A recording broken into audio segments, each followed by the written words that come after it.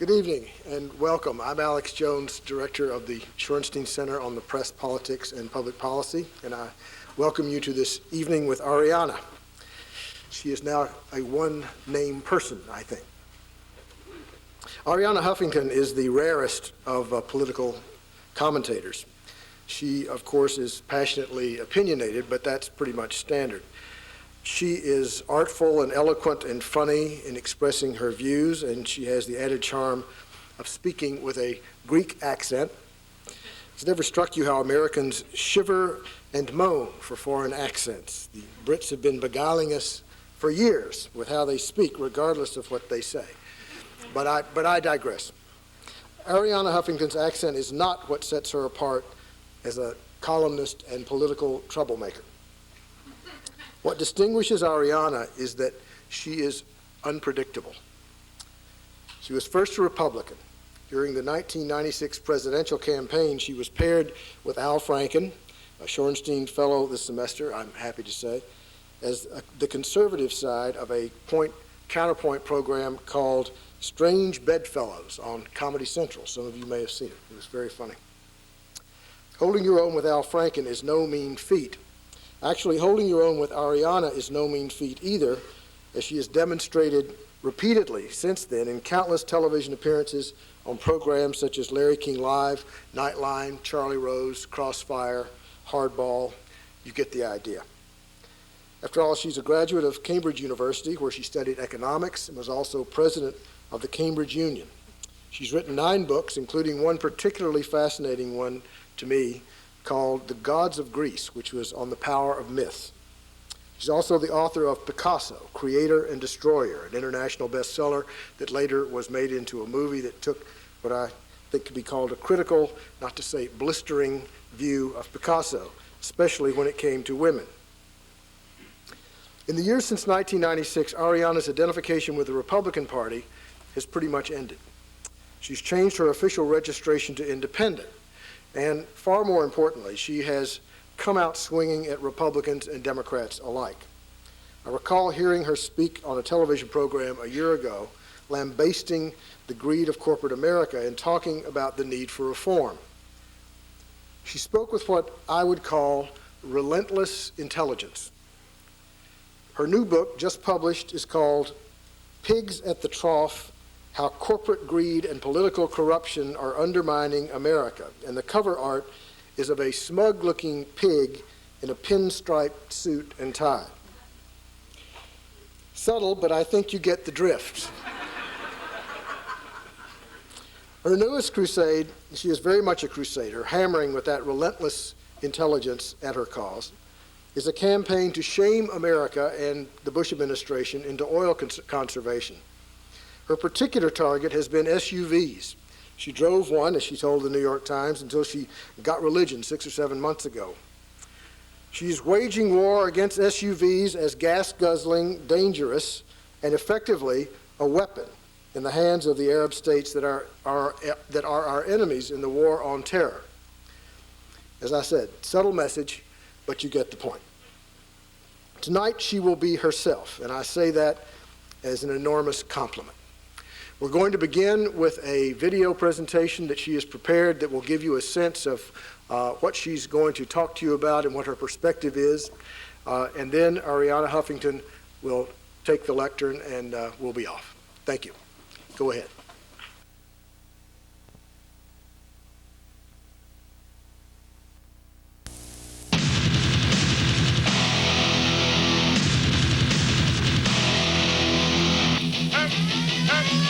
I am a millionaire. I am a millionaire. Americans woke up today to what the SEC is calling an accounting fraud of unprecedented magnitude. A scandal in an American corporation that is so huge that it may well eclipse what happened at Enron. The Vice President explains for the first time today why he can't talk. The ongoing Securities and Exchange Commission investigation of Halliburton's accounting practices. Anybody tells you money's the root of all evil does. Criminal charges, fraud against 5 founders and former executives of the bankrupt Adelphia Communications Corporation. Martha Stewart, the target of investigations into whether she had inside information about ImClone. I think this will all be resolved in the very near future, and I will be exonerated. This government will investigate, will arrest, and will prosecute corporate executives who break the law. Did Mr. Bush trade on inside information, which is a crime? There was an honest difference of opinion as to how to account for a complicated transaction. I am a millionaire. The fox is still guarding the hen house, and the president didn't offer us anything today except political rhetoric.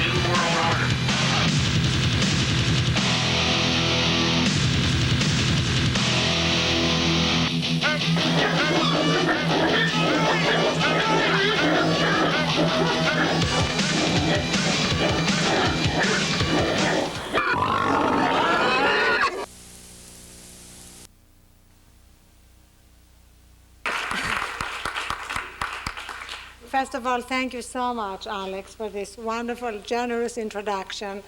And thank you, Bill White, for arranging everything. And thank you, Al, for being here. You know, it's amazing. Al, as you heard, was my fellow bed partner. And sex was so good that I became a liberal.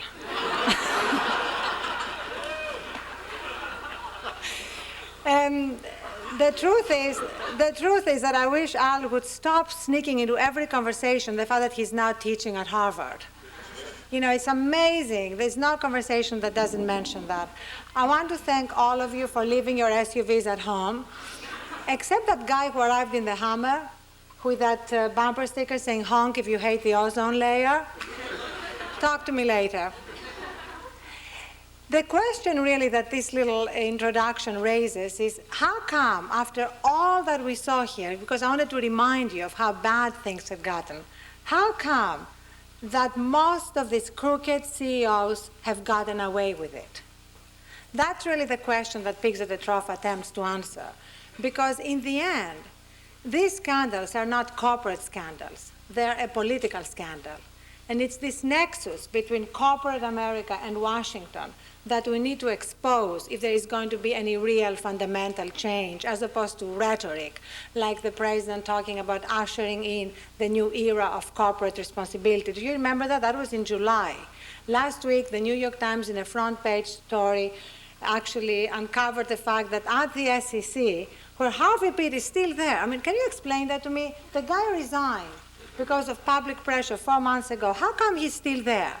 Because nobody's really serious about corporate reform. And as soon as the public outcry dies down, what's happening at the SEC starts, which is killing the reforms that they passed with such fanfare in July or watering them down. And this will go on indefinitely until the people make it quite clear that enough is enough. They're not going to take it anymore. And it is a bipartisan betrayal. I'm sorry to say, it's not as if the Democrats have been much better. And one of the reasons is that the lobbyists belong to both parties. And when I say belong, I use the word advisedly. I have a sidebar in the book called All in the Family that exposes the major family ties between Washington's lobbyists and Washington's policymakers, like Linda Daschle, the well-known lobbyist for American Airlines, who is also regularly, I understand, sleeping with Tom Daschle, whom she's married to. Is it any wonder that immediately after September 11th, we got a $15 billion bailout for the airline industry that did not include any worker protections, and that did not stop thousands of layoffs, and that did not stop bankruptcies? Or Chet Lott, the son of Trent Lott, who went from running a pizza joint to being a powerful lobbyist in Washington, a natural career progression, wouldn't you say? Which explains why there's been such an increase in pizza delivery boys applying for lobbying positions in Washington. And what I love the best is when they asked him if his connection to his father had anything to do with his job, he said, absolutely not. The fact, of course, that the two people running this country are poster boys for political scandal, for corporate scandals and corruption, George Bush and Dick Cheney, is really at the heart of everything I'm saying in the book and I will say tonight. You know, let's start with Dick Cheney. When Dick Cheney was CEO of Halliburton, Halliburton went from having 9 tax haven subsidiaries to having 44 tax haven subsidiaries, and went from paying taxes to getting a tax rebate. Now, how can we justify, especially right now when we're being told that we're at war, the fact that American corporations are basically defrauding the American taxpayer to the tune of $70 billion a year because of tax havens? And not only that, because I want you to get really mad by the end of that, the Homeland Security Bill that was passed in the last Congress includes a provision that makes it possible for those tax haven expatriates, they call them, they have some kind of fancy title about mitigating your tax losses. It makes it possible for them to be able to get government contracts to protect the homeland. So they are basically bilking and milking the US taxpayer at the same time. And yet it's being allowed to go on. And are we surprised when Dick Cheney himself was the poster boy of tax havens?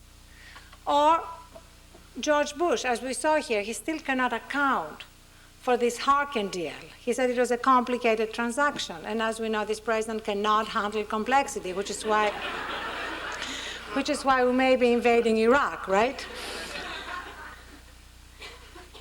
And all that is going on while America is really increasingly becoming two nations. We have an upstairs, downstairs America. If you're in the upstairs America, you basically don't have to admit wrongdoing. And here is the settlement that Eliot Spitzer has just concluded with Wall Street. And I cannot understand, Alex, I would love the Shaughnessy Center to investigate that. I cannot understand the media celebrating that settlement, because it is basically a complete cop-out. It is basically a premature capitulation. Before Spitzer had to do that. And nobody has to admit wrongdoing. Nobody is being indicted, not even Jack Grabban, who was caught red-handed with his emails defrauding the American public. Not even he had to admit wrongdoing.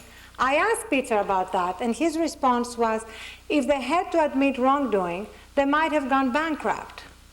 And my question is, so? Isn't that the genius of capitalism? That the free market is to pick winners and losers, not the Attorney General of New York? And what about the 1.5 million Americans who declared personal bankruptcy last year alone? Who was taking care of them?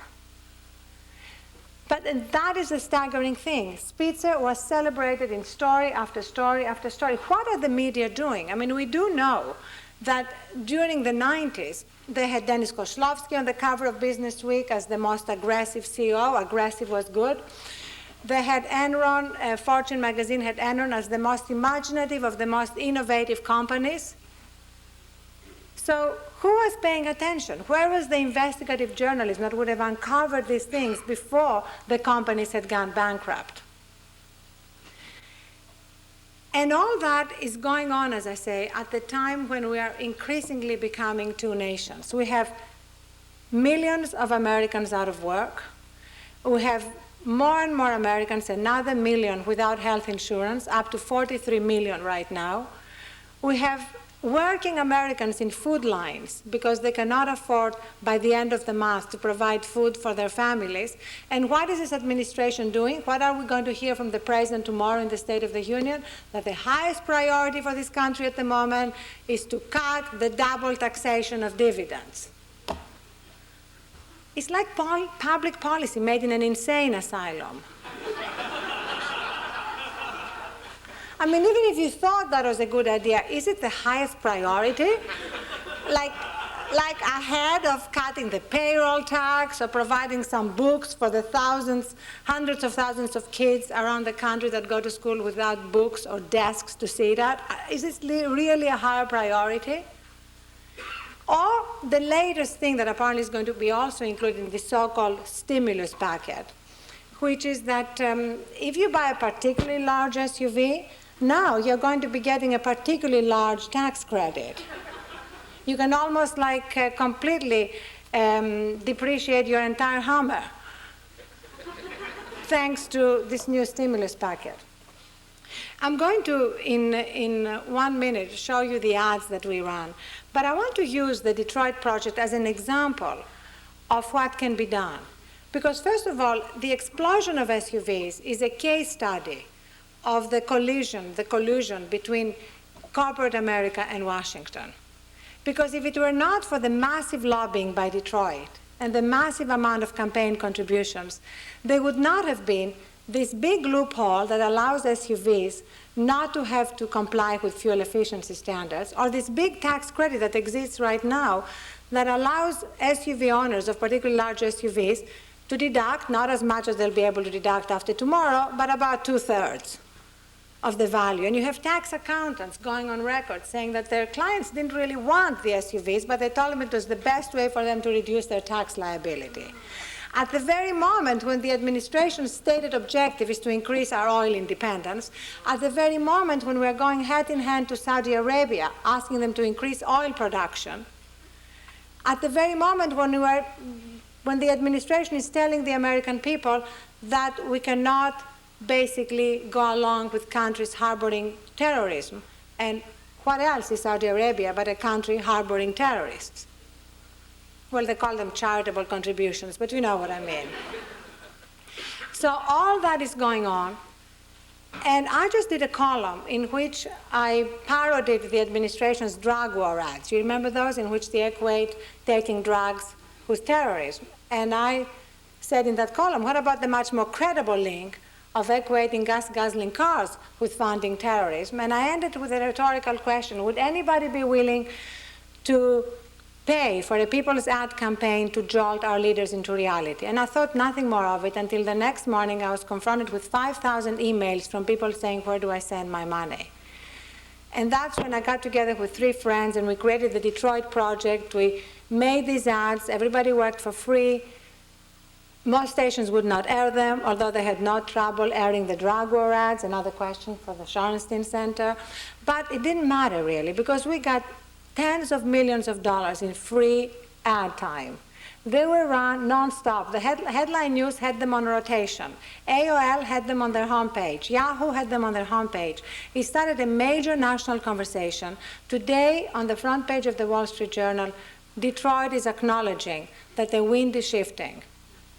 So that, for me, is just a great demonstration of the optimism with which I end this book. Because if people really organize, if people really become the leaders that we are lacking in Washington, amazing things will happen. And one of the reasons for that is that the good news about having spineless leaders is that they scare easily.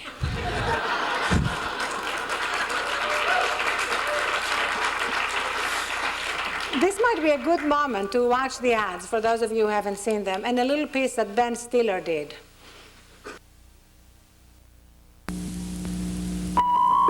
This is George. This is the gas that George bought for his SUV. This is the oil company executive who sold the gas that George bought for his SUV. These are the countries where the executive bought the oil that made the gas that George bought for his SUV. And these are the terrorists who get money from those countries every time George fills up his SUV.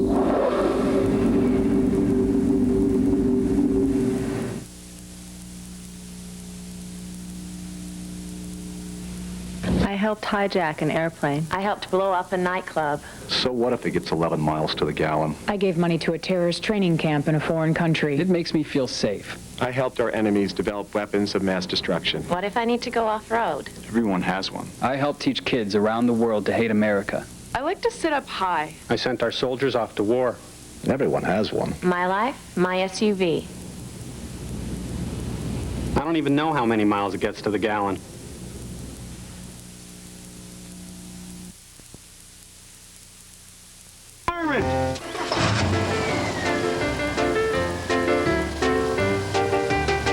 Excuse me. Hey, hi there. Hi there. How you doing? It's a nice big car you got here. Do a lot of off-roading? I didn't think so. See, the truth is, these SUVs and minivans are so popular in this country that we've reached a 20-year low in average gas mileage. Yeah, see, cars have to get 27.5 miles per gallon, but SUVs, for some strange reason, only have to get 20.7 miles per gallon. So all you have to do is write your lawmaker and say, hey, I want an SUV that gets 40 miles per gallon, and you could save over $3,200 over the lifetime of your vehicle. So. Oh!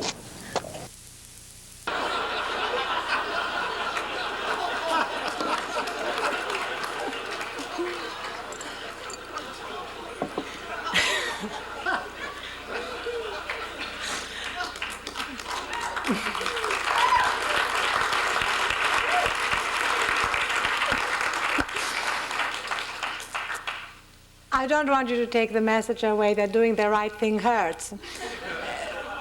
Because we've had thousands of people going on our website, the DetroitProject.com, signing the letters that are going to Detroit and Washington, telling them to do the right thing, and also taking the pledge to give up their SUVs when their lease expires. We understand not everybody can give them up right away, or to get hybrid cars. It's just been an amazing explosion of a populist moment, really. And I do believe that we're living in a populist moment. And if you look throughout American history, the major social movements, I was talking to Alex Kaiser yesterday, who confirmed all these things, and the historian here at Cambridge. The major social movements have always been started at the grassroots level. Even the civil rights movement, it was the young people who decided to sit at the lunch counter in Greensboro. The women's movement, it was the women in upstate New York who took the first steps. So there's nothing surprising about the fact that right now, once again, we need to stop looking to Washington for the knight on the white horse to save us, because he just ain't there. And we need to start looking in the mirror and seeing, what can we do? Whatever issue we're most passionate about, what can we do? And when we change the atmospherics, then even the people running for president are going to be speaking differently. Their agenda is going to be different. So the next 6 to 9 months are going to be critical in terms of determining the issues of the next presidential election.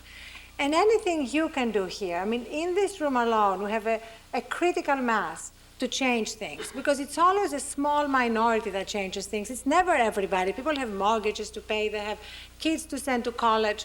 So there's something about young people getting involved, not to let us middle-aged people off the hook, but to get that coalition of younger people, older people coming together, leading the way against the corrupt establishment in Washington and around state capitals. Because let me tell you, it's not just Washington. Let me give you one example from back home in California. The Prison Guards Union, that has given a few $1 million to Gray Davis, also took the legislative leaders to a little retreat in Maui, a place where you often have policy retreats, right? The result was $500 million a year in increased salaries. At a time when teachers are not getting increased salaries, when the budget crisis in California is enormous. So the payback, the quid pro quo is so enormous.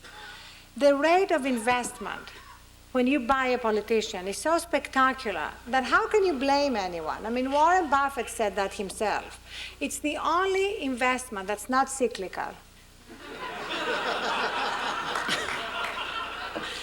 And with all the problems in the stock market, it makes sense if you're a businessman to buy a politician, get your tens of millions of tax credits or subsidies or whatever, because it doesn't matter what they say. This administration is supposedly free trade, but not when it comes to protecting steel, right?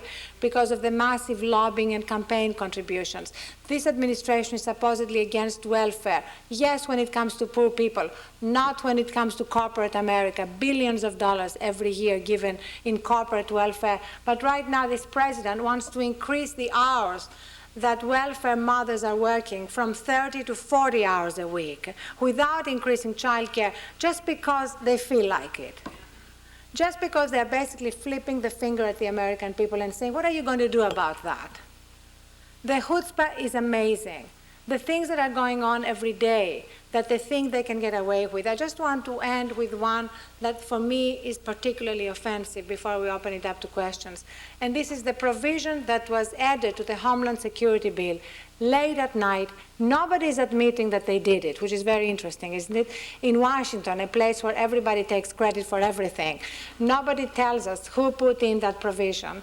And basically, it gives Eli Lilly a multi-billion-dollar giveaway in the form of protection from class action suits from parents who became autistic because, as they claim, there was a mercury additive that Eli Lilly had put in vaccines. And it is unbelievable that this provision was put onto the Homeland Security Bill. Trent Lott said that they were going to take it out in the new year. Nobody's even talking about it anymore. I mean, that's a cause to organize around. And to even find some unexpected, strange bedfellows like Congressman Dan Burton, the very Republican congressman in the House, whose grandchild is autistic because of these vaccines, and he's joined the forces trying to repeal this. But it's such an uphill battle. It's like every day and every night, lobbyists are working around the clock to undermine the public interest. And the only thing that we have is the countervailing force of the people's power when we choose to exercise it. And that's why I want to end by asking you to please exercise it. Thank you.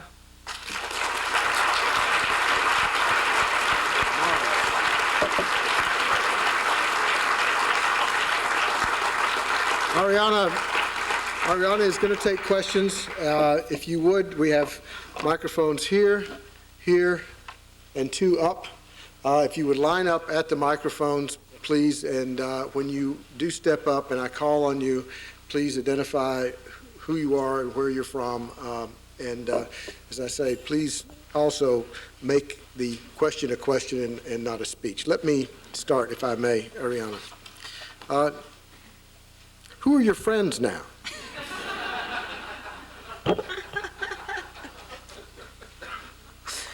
Well, actually, I'm not missing any of my old friends. Let's start like that.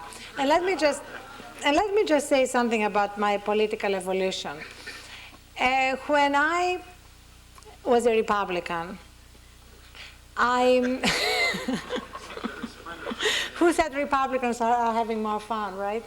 When I was a Republican, I really believed there was a moment when Newt Gingrich, remember, came to power and gave that speech as Speaker of the House saying that, and I quote, poverty, tackling poverty, dealing with poverty, I don't remember what was the exact verb he used, was more important than balancing the budget. Do you remember that? He was determined, he claimed, to actually use the private sector to solve major social problems like poverty. And I have to admit that I was naive, and I believed him. And and it didn't take long, though, because by 1995, when I started writing my column, I had already started in the column basically exposing what the Republicans were doing, even from while I was still a Republican. And by 1997, it was clear that I could no longer be a Republican. But I didn't become a Democrat. I consider myself an independent. I'm registered as an independent. And that's where when Al and I go on the road speaking, he's basically a shield for the Democratic Party. It's not fair, Al, that you can't respond. and I take on both parties, because that's really what I feel passionate about right now, that just because the Democrats are unquestionably the lesser of the two evils, we need to hold them accountable for what is happening and for what they allow to happen. And let me just give one more example. When Henry Kissinger was appointed a chairman of this truth-finding committee, the idea of Kissinger being, the cover boy of cover-ups, being appointed to any kind of truth-finding anything, was absurd. But it wasn't Tom Daschle who pointed out how absurd it was. It wasn't Dick Gephardt who said, Mr. Kissinger, can you please give us your client list? It was the people. It was the bloggers on the internet who kept the drumbeat going until Kissinger had to go. In the same way with Trent Lott, it wasn't the Democratic leadership who said, isn't this like completely unacceptable talk on behalf of the majority leader? It wasn't even the mainstream media who were there at that lunch and didn't even report it. Again, it was the bloggers, it was the people who kept up the drumbeat until he was gone. And example after example after example, we see the way the Democratic Party has given up. And to go back to your question, if I have any friends left, yes, but not among my children, incidentally, who are 11 and 13, and who think that I should change jobs because I'm too negative. My 11-year-old the other day was getting her hair braided by somebody who helps me at home with them. And she turned to her and she said, you know, Maricela, you're so talented. You can braid hair, you can cook, you can sew. And then she looked at me and she said, Mommy, I'm not saying that you don't have any talents. You are a great criticizer. Yes, here. Hello, my name's Orion. I'm a student here at the Kennedy School.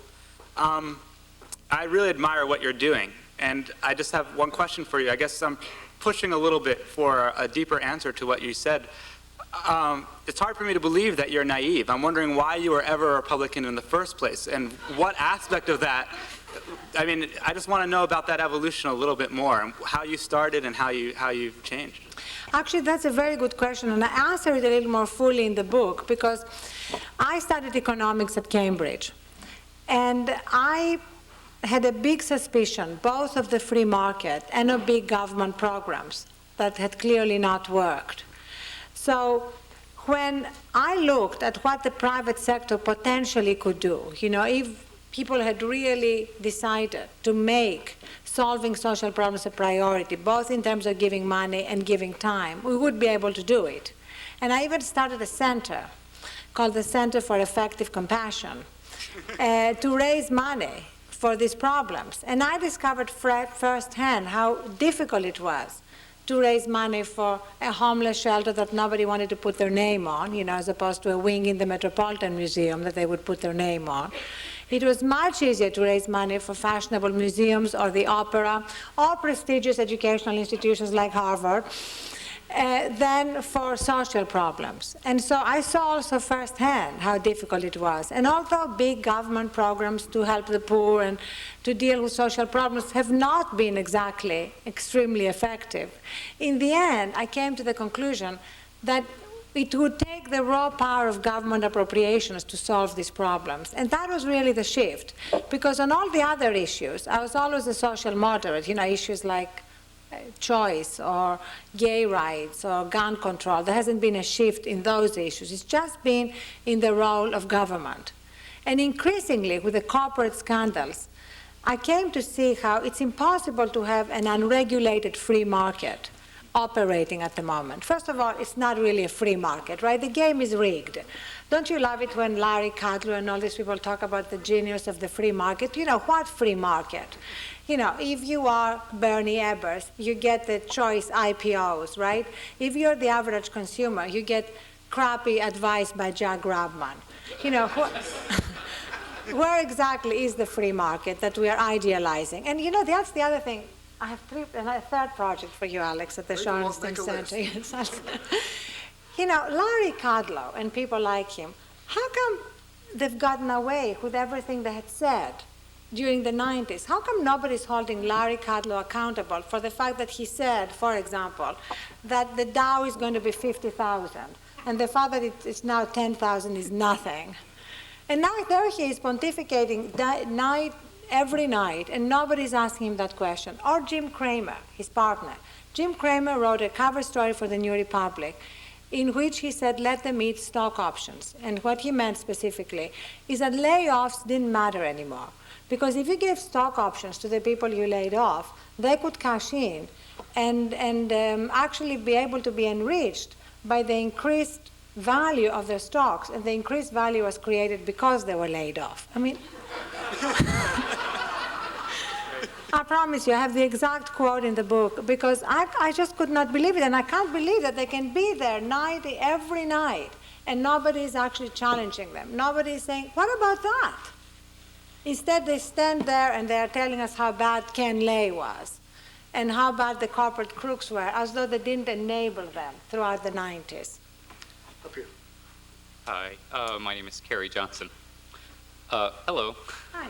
So I was wondering what you thought about the California initiative to limit, I think it's greenhouse gases, but specifically carbon dioxide in future car manufacture as a way to kind of jumpstart the U.S. government to begin to take. Well, it's actually more than an initiative. The governor has signed it into law, but GM has sued the state of California, and the Bush administration has joined the lawsuit, which I love because, you know, this is the administration that really, really is for states' rights, right?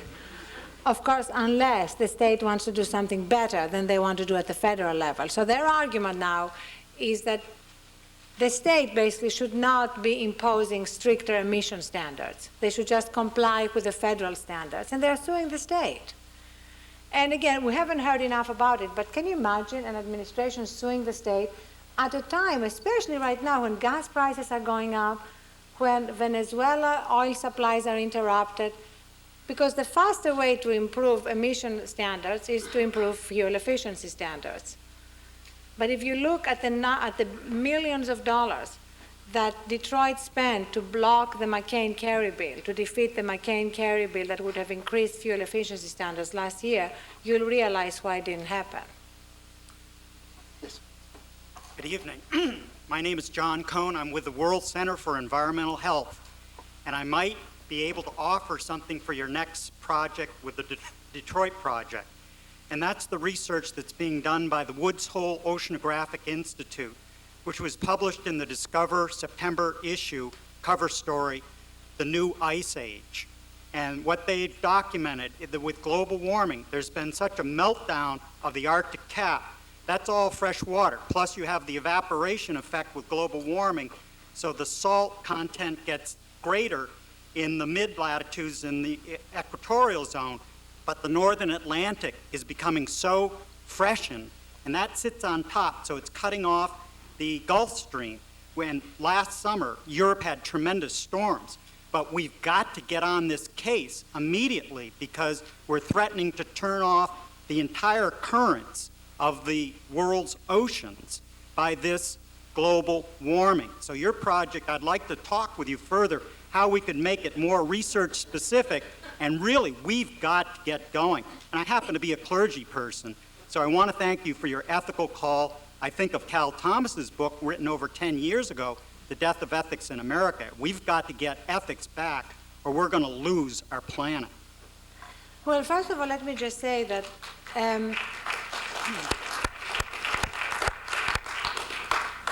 that we focused on the national security implication, not because I don't completely agree with you that the global warming environmental implications of what we are doing are not incredibly important and indeed tragic as you are describing them, but because we wanted to get the public's attention in a new way. And we've been talking, as you know, for years about global warming, and the administration either is telling us that it doesn't exist, or it's telling us that we need to spend a little more money investigating it. So by focusing on another aspect, which was oil independence and national security, we were able to get a whole national conversation going that we wouldn't have been able to get otherwise. There's no question that everything you're saying is correct.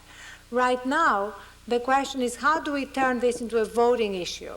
Not just an important issue, but a voting issue, so that politicians begin to do something about it. And John Kerry is probably the best among those running for the Democratic Party on this issue. He really knows it, believes it deeply.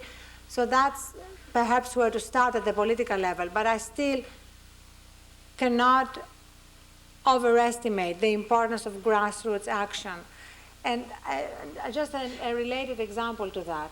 You know, our whole AIDS policy to South Africa, towards South Africa, was changed by 200 AIDS activists demonstrating at Al Gore rallies, shaming Al Gore, Al's friend, who had basically, as you know, sided with the drug industry, together with the entire Clinton administration and then the Bush administration, and had gone along with them in suing South Africa when it wanted to import generic AIDS drugs. Can you imagine? I mean, this was a huge humanitarian catastrophe, which was, in the end, interrupted, at least partially, by these AIDS activists who were able to change our whole AIDS policy. So I, again, want to stress what a difference just a few committed people can make, both in the issue you're raising and any other issue that we feel passionate about. Yeah. Well, it's a rate of silence. One to a customer. Yeah. Hi, thank you for coming. My name is Cass, and I'm just an ordinary citizen. I'm like that guy, I guess. And as just a regular schmo, I face a couple problems. I want to act, but on the one hand, there are a lot of choices on how to. I can donate to a party, I could join a group, I could form a group, but I don't know how much traction those things have. On the other hand, there are things that I can't seem to affect. For example, Bush's budget proposal, which I strongly disagree with. I can write my senator, but I already know he's going to vote against it. And so I'm wondering if you're encouraging us to act.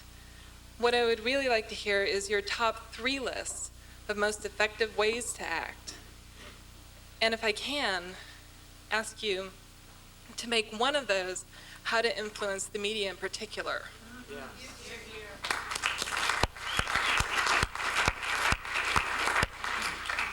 That is absolutely the greatest question. I have struggled with it. I have a whole chapter answering it in the book, but let me give you my quick answer.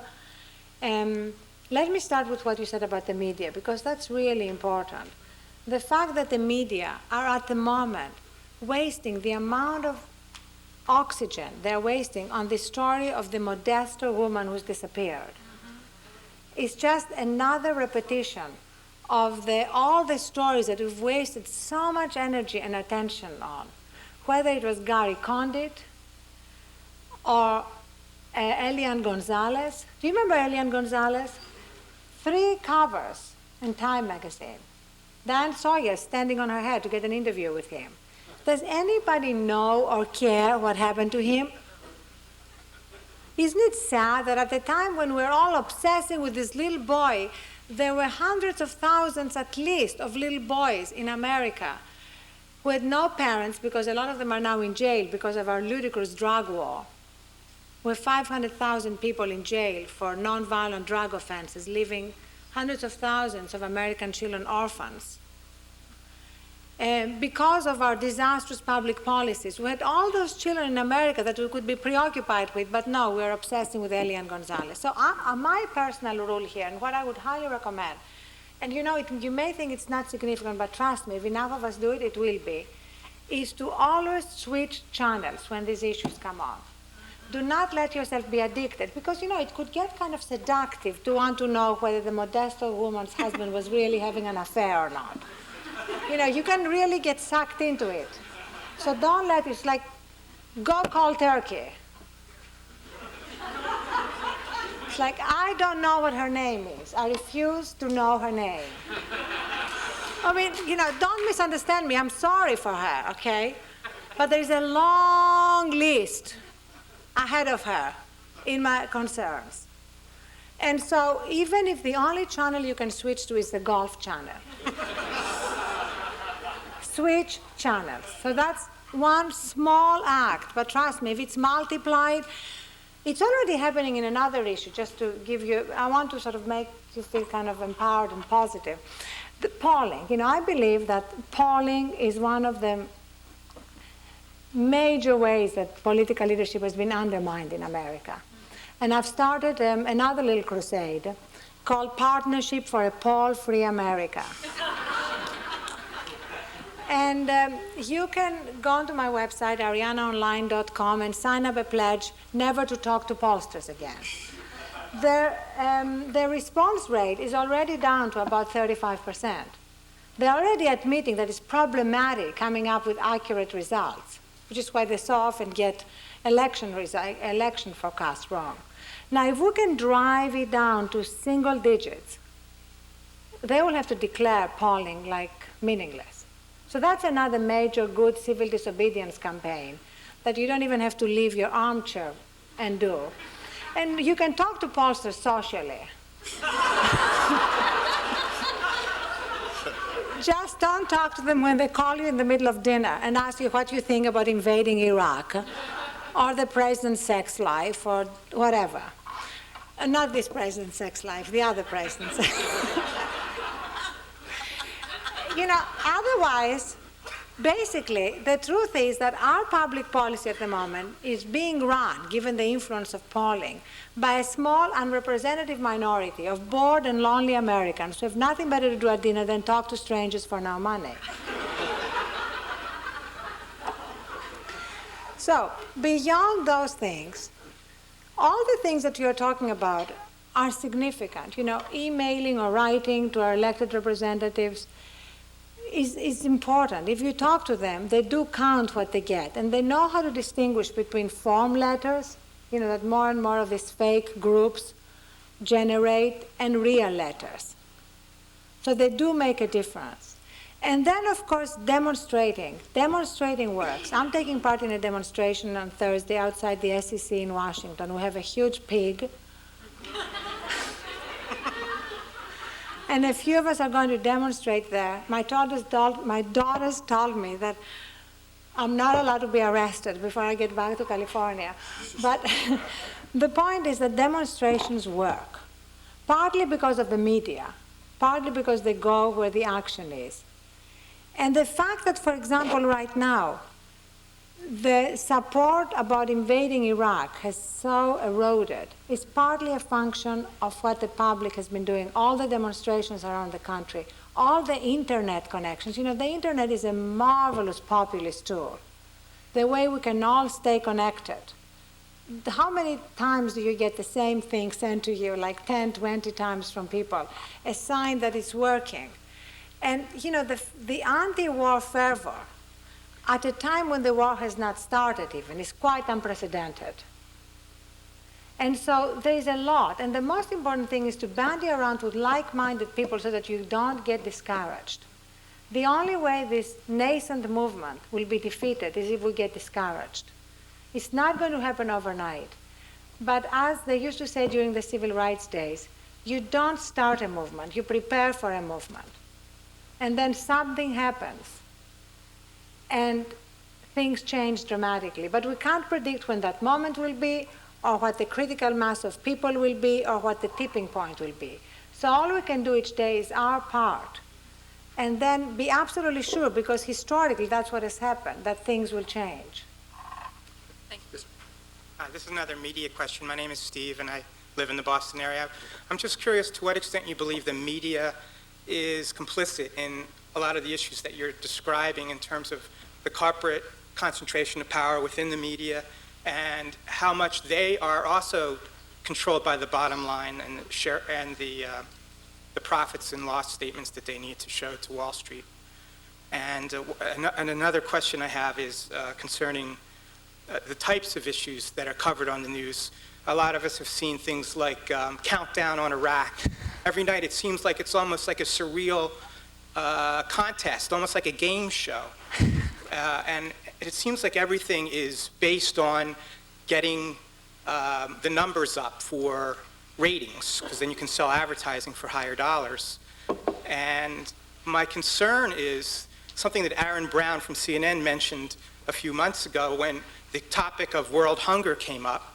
His off-the-cuff response was, well, the reason we don't cover world hunger is that people will turn off their TVs or they'll switch channels. The ratings will go down. And so therefore, there's an enormous amount of issues that are out there that are extremely important that never get any coverage because everything is governed by the ratings. And I'd like to hear your opinion about that. Well, first of all, you're absolutely right. There is no question that the huge conglomerization of the media is having a big impact on what we see. Just to give you a specific example, Politically Incorrect would still be on the air if ABC was not owned by Disney. Right. But because ABC were owned by Disney, it wasn't that the ratings weren't good. It was the fact that sponsors began to complain. And when sponsors complain, Disney worries. They don't want anybody upset. So it was absolutely a Michael Eisner Disney decision. It was not an ABC decision. In the same way, what the media, what newspapers cover, is just so often arbitrary because they all more or less cover almost everything. The question, as Michael Kinsley said, is to find out what page of the newspaper the front page is in. The front page story is in. And also what you said about countdown to Iraq is so true. You know when the cable networks have special music, Iraq,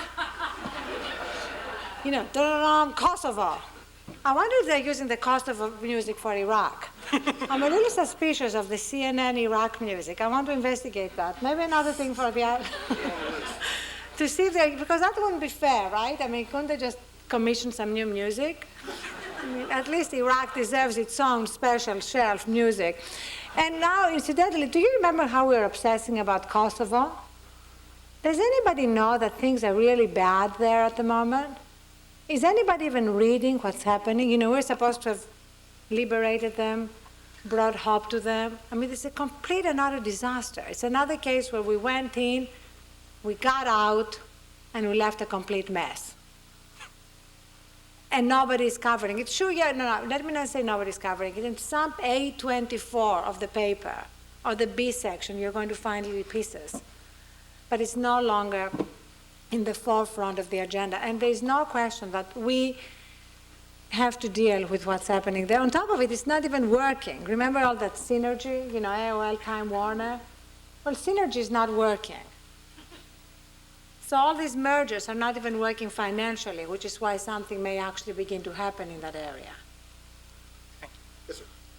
Hi, my name is Dan. I'm from Brookline, just a regular citizen. First of all, I want to commend you for using your many gifts and your notoriety for matters and causes that actually do matter. I saw you on Crossfire recently. That's one of the reasons that I came tonight. I was very impressed with the way you held your own against some very crafty, slick, clever people. It's fortuitous. A coworker of mine today sent me an article in the New Republic by Greg Easterbrook. I was wondering if you had heard about it. It's called America's Twisted Love Affair with Sociopathic Cars, The Axle of Evil. If anyone's interested, I did not like SUVs before I read this, but after reading this, I'm completely blown away. I have a copy for you if you'd like it. My real question to you is, several years ago I was tipped off to a website called changingtheclimate.com through an NPR program. And I'm not going to say whether I abide by what they're espousing, because they're talking about slapping bumper stickers on SUVs, and John Ashcroft may be listening right now. But I was wondering how you felt about that, if you think that's crossing a line, or if you think that's acceptable social protest, sort of a modern version of the stock and gallows. Not the gallows, I'm sorry, that's a little too severe. Well, first of all, the Greg Easterbrook article is absolutely brilliant. I highly recommend it to everybody. And it was completely unconnected with us, which is, again, another proof of a tipping point. When people from different parts of the country are doing things. I mean, we were just about to go on the air with our ads, and we got a fax from Marty Peretz, who owns the New Republican, who is a friend of one of our Detroit project partners, saying, look what we're doing. And the What Would Jesus Drive campaign was completely unconnected with us. And it's like, again, that is what is wonderful. And the things you're describing to put on underneath people's windshields, the ones that I have seen, which are like, they look like parking tickets. Are you talking about the ones that question people's male organ sizes? Are you the one? No, I heard about that too. This is basically it's a large, very stark bumper sticker that says, "I'm changing the climate. Ask me how," and it gives the website. Okay, and to yeah. get it so off, there are many kinds. There are the ones who are basically associating driving an SUV with certain insecurities. Right. There is one that simply looks like a parking ticket, and there is the other. And I have no problem with any of those things at all, because you are not defacing the vehicle. You're just making them mad, which is perfectly acceptable. And it's under the windshield, and they can just throw it away. I mean, I completely draw the line at anything that defaces the vehicle or causes any violence or anything like that. But this absolutely, I have many of them myself. I regularly put them on SUVs. Hi, Miss Huffington. I'm like the young lady who was down there earlier. I'm just a lowly student, so I don't know a whole lot about the exact mechanisms of how Congress and politics works. And you had mentioned earlier a bill to close the SUV fuel efficiency loophole. I'm just wondering, why hasn't that been closed earlier when the Democrats controlled the Senate, when we controlled the House? These are the guys and women who are supposed to be the good guys. So why didn't it happen then? Is it just straight money, like the Maui trip that you mentioned earlier and the prison guards? Or, is there any real reason for this loophole not being closed? Is there an economic reason, a technological reason? Before I answer your question, I want to understand what's this outburst of humility at Harvard?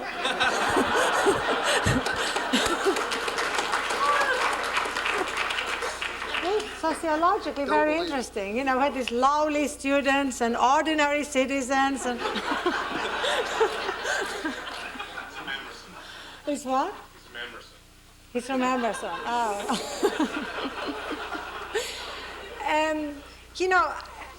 The answer is so simple that sometimes it's hard for us to accept it.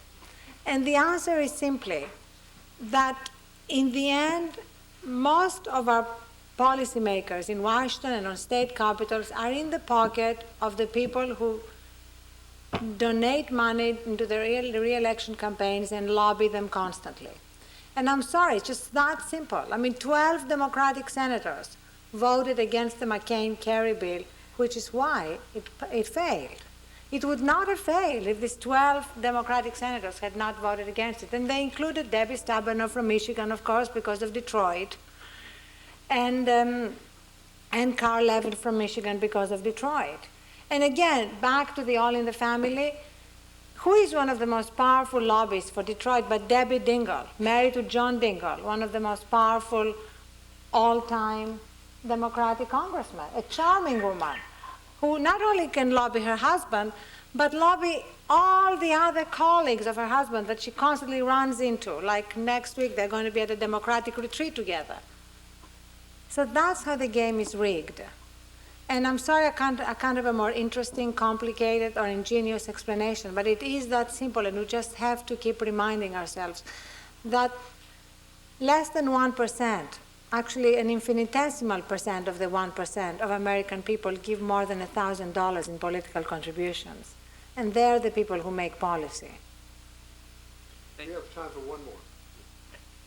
Hello, my name is Seth Donlin, and I'm associate editor of Boston's Weekly Dig. And listening to you talk about trying to encourage a political union between young people and older people got me to thinking about the shadow conventions that you were sponsoring back in 2000, which I had the pleasure of being able to cover.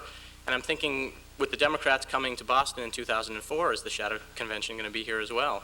And if so, what can we that are interested in that sort of thing do to get on board? I've been thinking about the shadow conventions. My concern is that there's a Greek philosopher who said you cannot enter into the same river twice.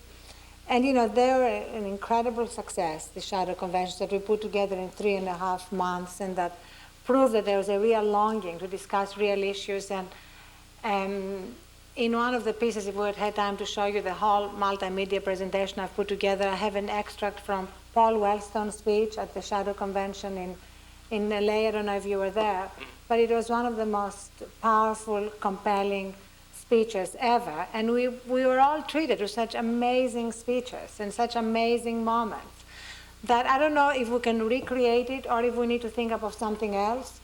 And you can email me or talk to me and we'll think about it. But we're definitely considering it, but we don't know if it's perhaps time to do something different than the shadow conventions. And part of it will depend on what's going to happen in the next year. Thank you. Relentless intelligence, as I said. Ariana.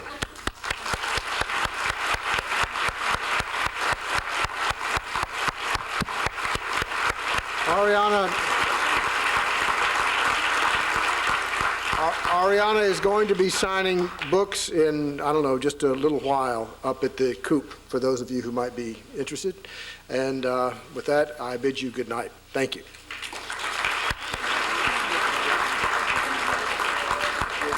You expired. Oh, I'll be glad to see you. Yeah, absolutely.